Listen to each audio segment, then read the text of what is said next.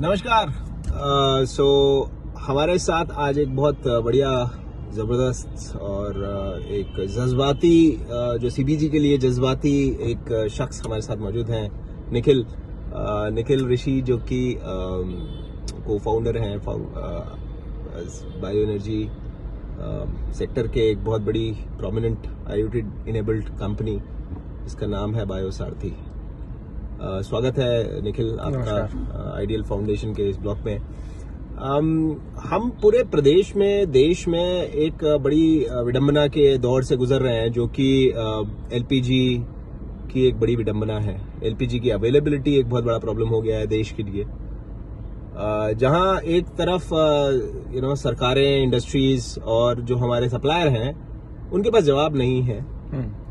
कुछ जगह वो बचाते हुए दिखाई पड़ते हैं अपने सिस्टम्स को, अपने प्रोसेसेस को, कि नहीं ऐसा तो कुछ नहीं है। कहीं जवाबदेही जो है वो पूरी तरह से हो नहीं पा रही है, कहीं सिस्टम जो है वो किस तरह से काम कर रहा है, कितने दिनों में लोगों को गैस मिलेगी, इस बारे में कुछ खास जवाब किसी व्यक्ति विशेष के पास है नहीं। ऐसे में आपको क्या लगता है कि एक 1960, 70, 80 का दशक था जब पूरे देश में बायोगैस की एक क्रांति आ गई थी, और फिर धीरे धीरे किन्हीं कारणों से वो पूरी बायोगैस जो सिस्टम है उनको फेलियर की तरफ, या तो वो अपने आप चले गए या फिर हमें मेंटली इस तरह से पुश किया गया कि वो कुछ खास इंपॉर्टेंस प्रदान नहीं करते हुए दिखाई पड़े। बिल्कुल। तो मैं ये समझना चाहता हूं कि किस तरह के वो कारण रहे जिनकी वजह से जो एग्जिस्टिंग बायोगैस प्लांट्स थे वो डिफंक्ट हो गए, नॉन फंक्शनल की कगार पे आ गए, और क्या CBG, बायोगैस, PNG ये एक ऑल्टरनेटिव एनर्जी सोर्स के तौर पे, जो कि हमारी कुकिंग रिक्वायरमेंट्स को, एनर्जी की रिक्वायरमेंट्स को और तमाम जो हमारी एनर्जी रिक्वायरमेंट्स है उनको फुलफिल करता हुआ दिखता है, और अगर दिखता है तो कितना प्रतिशत, क्या हमारी अल्टीमेट एनर्जी रिक्वायरमेंट्स है नेशनल लेवल पे, और क्या हमारे पास पोटेंशियल है इस सब्जेक्ट से निकालने के लिए। Over to you Nikhil. तो धन्यवाद आयुष। हमेशा की तरह आपके साथ चर्चा करने में बहुत मजा आता है। पहली बात तो देखिए, सबसे पहले बात करते हैं विडंबना की, जो आपने कही है LPG की समस्या की विडंबना। तो विडंबना ये नहीं है कि LPG की स्कैरसिटी है, विडंबना ये है कि देश की करोड़ों रसोइयां, देश के करोड़ों चूल्हे स्ट्रेट ऑफ हॉर्मुज पे डिपेंडेंट है। विडंबना ये है। और काफी दशक पहले हमारे पिताजी, आपके पिताजी बताते थे कि विडंबना अनाज की भी आई थी। तो शास्त्री साहब ने कहा कि भैया अनाज की विडंबना है, कैपेबिलिटी इशू है, पोटेंशियल इशू है। पोटेंशियल तो बहुत है जी, कैपेबिलिटी इशू है, सप्लाई चेन इशू है, हम अनाज इंपोर्ट कर रहे थे, सब चल रहा था।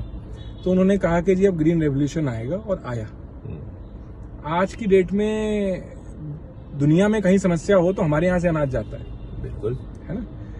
तो पोटेंशियल और कैपेबिलिटी तो अपने देश में असीमित है। बात यह है कि इतने सालों में ये पोटेंशियल और कैपेबिलिटी इनकैश क्यों नहीं हो पाई, पोटेंशियल यूटिलाइज क्यों नहीं हुआ। तो जैसे कि हम कुछ देर पहले एक सज्जन से बात कर रहे थे कि जी सरकार कहती है कि आजादी से अब तक अप्रोक्सीमेटली 50 लाख बायोगैस प्लांट्स की सरकार ने सब्सिडी दी है लगाने के लिए।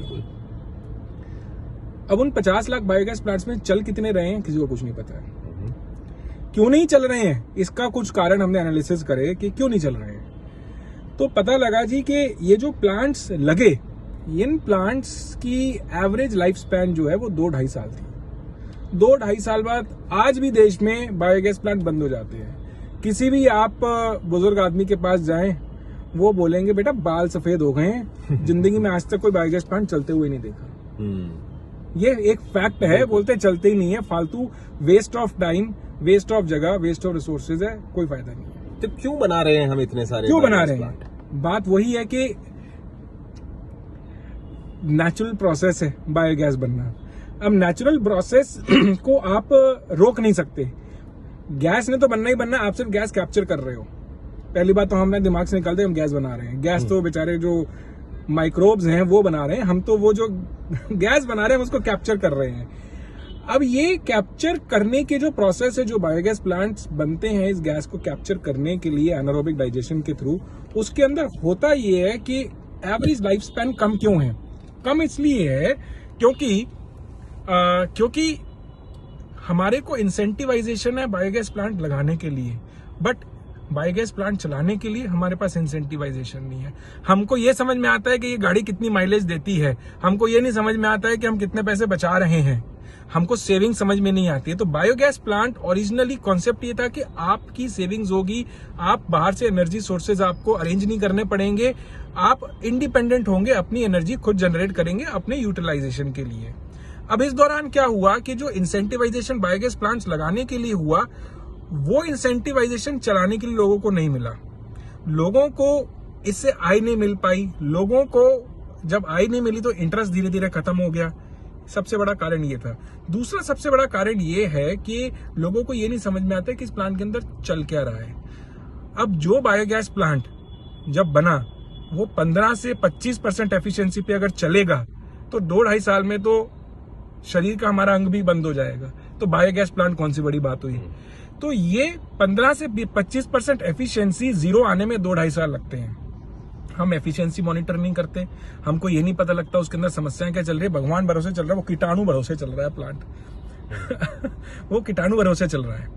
सो this is the reason why biogas has not been able to thrive in the country. This is the reason क्यों वो 2-2.5 साल से ज्यादा बायोगैस प्लांट्स की उम्र नहीं हो पाई है। तो अभी जैसे सरकार ने वादा किया कि 5,000 बायोगैस प्लांट लगाने हैं, लगभग 160 के करीब लग भी गए।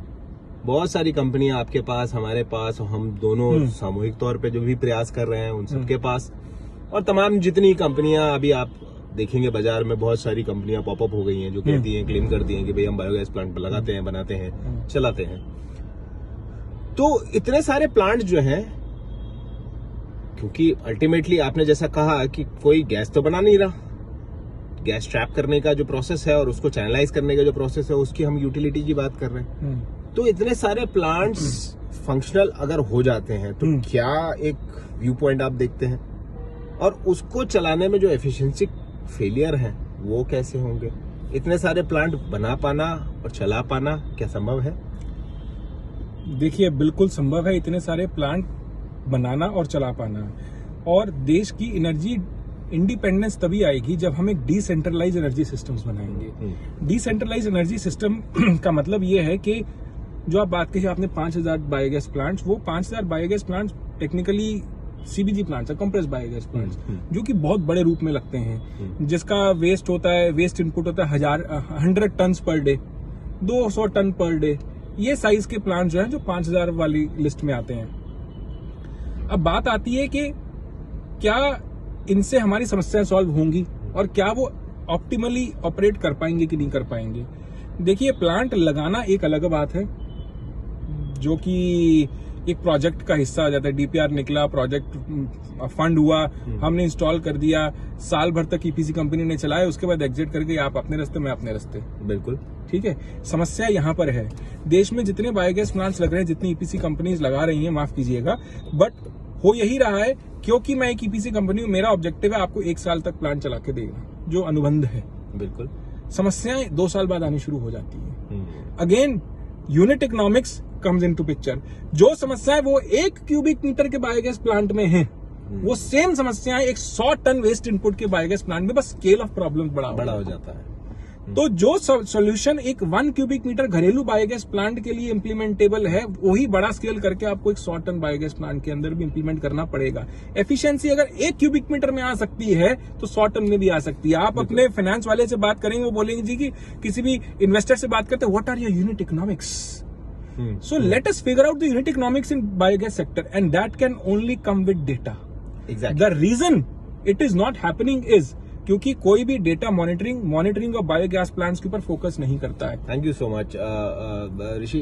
एक छोटा सा सवाल और है, क्या ये सारे सिस्टम, ये प्रणालियां जो हम चर्चा कर रहे हैं, will it be able to, फर्ज करें अगर 5,000 प्लांट के 10,000 प्लांट हमने लगा लिए देश में, क्या आप इंश्योर कर सकते हैं कि उस समय जब ये प्लांट फंक्शनल होंगे, they are working in okay efficiency, 50% efficiency पे तो चल ही रहे हैं, मान के चलिए? नहीं चल रहे हैं, चलिए मान लेते हैं, फर्ज करें कि आपके सारे प्लांट्स राजी हैं और 50% एफिशिएंसी पे चल रहे हैं, क्या हम इंश्योर कर पाएंगे कि ये जो आज की स्थिति है एलपीजी की, सीएनजी की और जो हमारे आपके क्या बोलते हैं पीएनजी की, क्या ये प्लांट्स वो फुलफिल कर पाएंगे? देखिए अगेन मैं कह रहा हूँ एनर्जीज को चैनलाइज करना पड़ेगा। एनर्जी सिर्फ बायोगैस प्लांट की एनर्जी को क्यों चैनलाइज करें? सबसे पहले हमारे इंटेंशन हमारी एनर्जीज को चैनलाइज करना पड़ेगा। जब हमने अपनी एनर्जीज को चैनलाइज करा था तो ग्रीन रेवोल्यूशन आया, इंडिपेंडेंस आई अनाज में, फूड में independence I.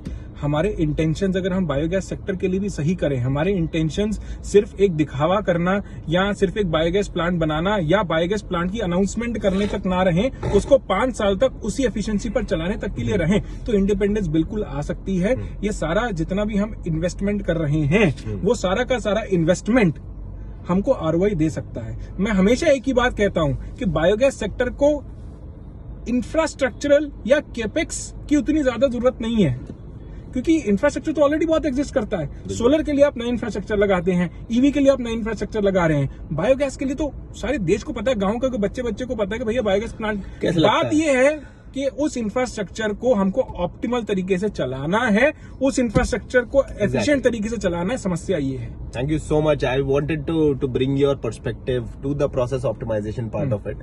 I think that's where, because that is where our core competencies Yes. are as organizations. Yes हम वही करने का प्रयास भी कर रहे हैं कि कोई सिस्टम ऑलरेडी आप नए, जरूरी नहीं है आप हमसे संपर्क करें तो नए व्यवस्थाएं, बिल्कुल। नए सिस्टम ही बनाए। आप हमसे तब भी संपर्क करें जब आपके पास ऑलरेडी एक सिस्टम हो, आप नहीं चला पा रहे हैं, आप उसको ऑप्टिमाइज नहीं कर पा रहे हैं, किन्हीं कारणों से किसी व्यक्ति विशेष ने, किसी कंपनी ने आपको एक प्लांट बना के दे दिया और आप उसको नहीं चला पा रहे हैं, तो आप हमारे पास आ सकते हैं। हम आपकी पूरे परेशानी का एक असेसमेंट करते हैं, उसका निवारण आपके निजी रिक्वायरमेंट्स के हिसाब से डेवलप करते हैं और फिर बैठ करके हम फाइनेंशियल डिस्कशन करते हैं, जिससे कि आपका, हमारा और इस प्रोसेस का एक सस्टेनेबिलिटी व्यू पॉइंट डेवलप किया जा सके। बिल्कुल सही बात है। बहुत बहुत धन्यवाद निखिल जी आपका हमारे साथ जुड़ने के लिए। Thank you and thank you so much for taking out so much of time for us, for Pleasure. Joining us.